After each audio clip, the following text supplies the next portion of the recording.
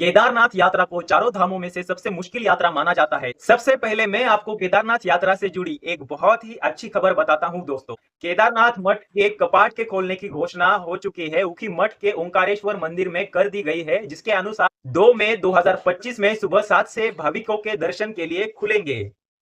अब हम बात करेंगे दोस्तों, किन महीने में कैसा कैसा मौसम और कैसी कंडीशन केदारनाथ यात्रा के दौरान रहती। जानेंगे मई और जून महीने के बारे में। ये वो शुरुआती महीने होते हैं जब 6 महीने केदारनाथ यात्रा बंद रहने के बाद यह फिर सभी को दर्शन के लिए खुल जाती है। इसलिए इस महीने में आपको सबसे ज्यादा भाविकों की संख्या दर्शन के लिए दिखाई देगी। ये 2 महीने मौसम के हिसाब से केदारनाथ यात्रा के लिए सबसे अच्छे माने जाते हैं, क्योंकि इस टाइम के दौरान यहाँ का टेम्परेचर लगभग 7-8 डिग्री से लेकर 27-28 डिग्री के दरमियान होता है। बारिश की बात करें तो यहाँ पर हमेशा हल्की फुल्की बारिश का अंदेशा बना रहता है, लेकिन महीनों के दरमियान सबसे कम बारिश आपको देखने को मिलेगी। लेकिन फिर भी आप यदि इन महीनों में दर्शन के लिए जाएंगे तो रेनकोट अपने साथ हमेशा रखिए।